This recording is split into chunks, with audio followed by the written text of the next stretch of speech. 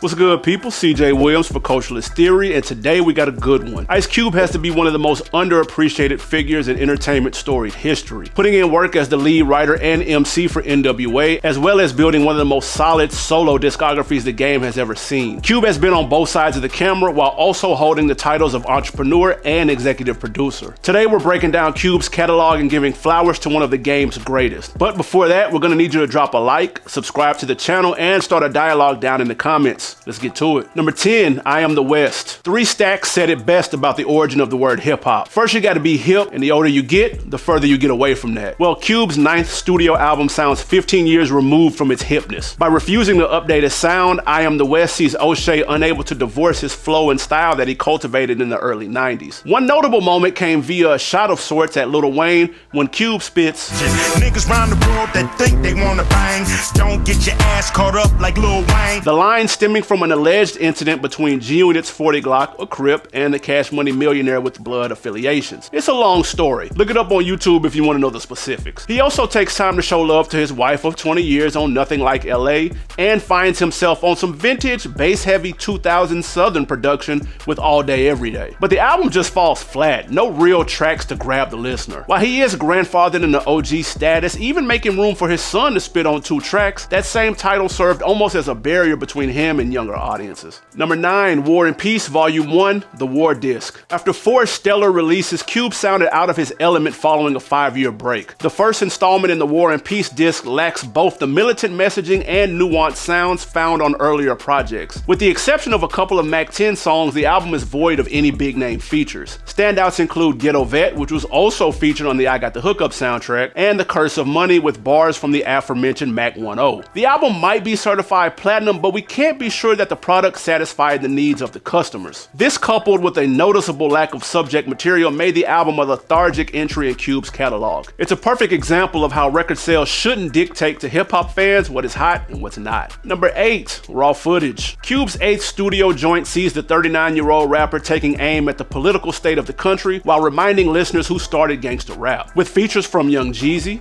Music Soul Child, and The Game, Raw Footage has no shortage of star power. The mixture of West Coast influence and bass-heavy Southern production, however, leaves Cube in no man's land, suffering from an identity crisis. Selling 70,000 in its first week, Raw Footage would debut at number 5 on the Billboard 200, becoming Cube's 7th top 10 album. Some standout tracks include the lead single Gangsta Rap Made Me Do It, Stand Tall, and It Takes a Nation, paying homage to Public Enemy and The Voice of Authority. Had Cube kept the heavy bass to a few tracks rather than the majority of the project, we think the album would have made it higher on the list. Number 7, Everything's Corrupt. Cube's most recent project dropped almost a decade after his last release. Everything's Corrupt is the most direct callback to the political demands and revolutionary remarks found on his earlier 90s work. The project tries to navigate the same unfriendly skies thematically as Predator, but in this case, Cube fails to land the plane. Releasing 4 years after Mike Brown, but 2 years before George Floyd, it's a bit like getting yesterday's mail. Unfortunately, using the Predator formula didn't translate to sales either. Moving only 14,000 units in its first week, the album marks Cube's lowest debut to date. Now, despite the commercial falloff, Everything's Corrupt is one of Cube's most critically acclaimed projects. Songs that caught our ear include Arrest the President, That New Funkadelic, and Can You Dig It? The album definitely has pockets of inconsistency,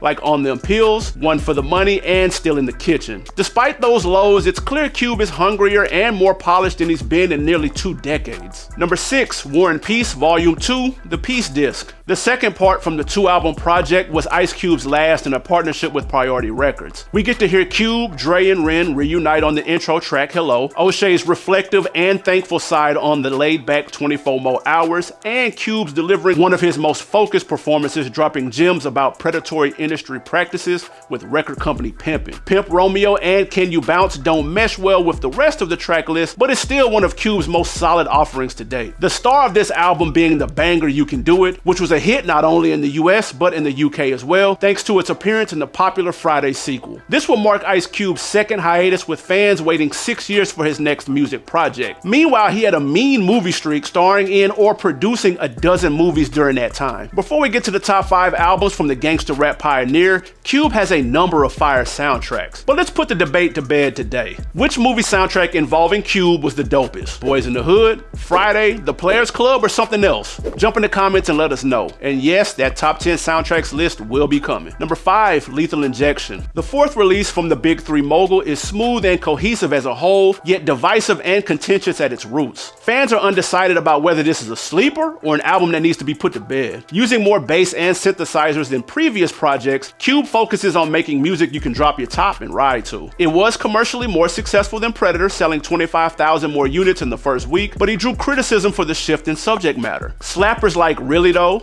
Ghetto Bird, and You Know How We Do It embody Cube's mindset and music leading up to his pivotal fourth release. Getting major contributions from producers QD3, Madness for Real, and Sir Jinx, among others, Lethal Injection sees Cube working with the most balanced and favorable production of his career. Yes, it's another plaque on his wall, but Hollywood came calling and Cube picked up, not dropping an album for the next 5 years. Number 4, America's Most Wanted. Cube's debut album sees him embracing the role of villain following his departure from NWA. His social and political commentary delivered with wit unapologetically made him an outspoken voice of injustice. The album charted, surprisingly, with no lead single or music video. Receiving widespread critical and commercial success, not only did the album go platinum in just 4 months, but it is still hailed as one of the best records to come out in the 90s. Starting off strong with The Nigga You Love to Hate and America's Most Wanted, Cube floats over Bomb Squad production with infectious energy and flows to match. Hey, funny story, David Faustino, known as Bud Bundy from Married with Children, tried to introduce Cube to late night talk show host Arsenio Hall. Hall didn't know who Cube was and was more or less playing him to the left during their awkward encounter. Cube would then take shots on Arsenio and other so-called sellouts, hilariously referring to them as Oreo cookies. This project sees Cube heavily borrowing from Public Enemy's formula used on tapes like It Takes a Nation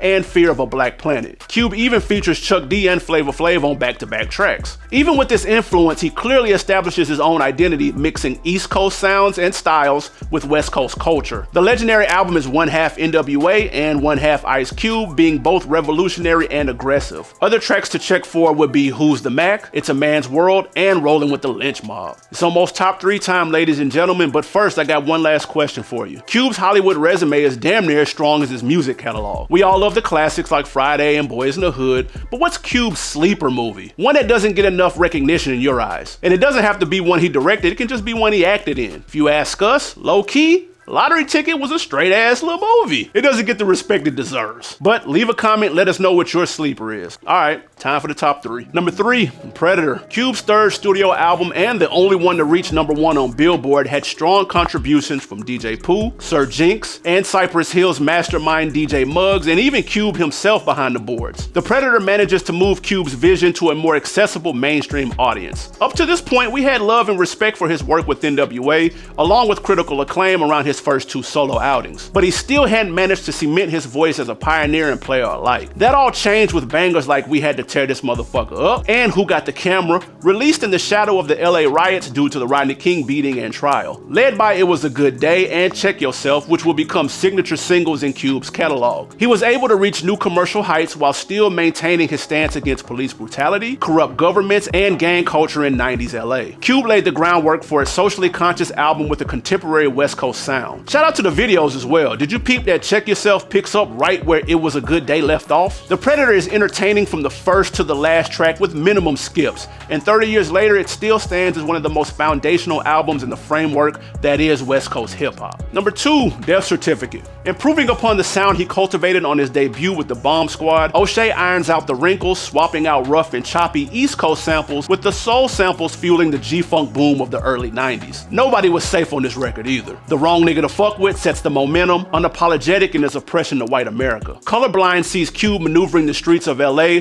while advocating for unity in the name of collective strength. Black Korea is an intense response to the shooting death of 15-year-old Latasha Harlins by a Korean store clerk in 1991. It's easy to see how mounting race issues quickly turn into the LA riots the following year. While No Vaseline sees him taking aim at his former group and manager with no remorse, pretty much deading any chance of a reconciliation with NWA or Ruthless Records. Add to that True to the Game, Us, Steady Mobbin', the album has no shortage of standout tracks. Death Certificate received as much praise as it did controversy. Structured as a conceptual double album, both the life and death sides emphasize Cube's innovative nature and progressive artistry. Cube's sophomore album is one of the best follow-ups and a genre-defining work. We know a lot of you will have this as your number 1, but Hear us out. Number 1, Laugh Now, Cry Later, and here's why. Cube's 7th studio album dropped in a drought. G-Funk's popularity had faded significantly and the West was struggling to make waves. Cube has spent the previous 6 years padding out his acting resume with Friday sequels, The Barbershops,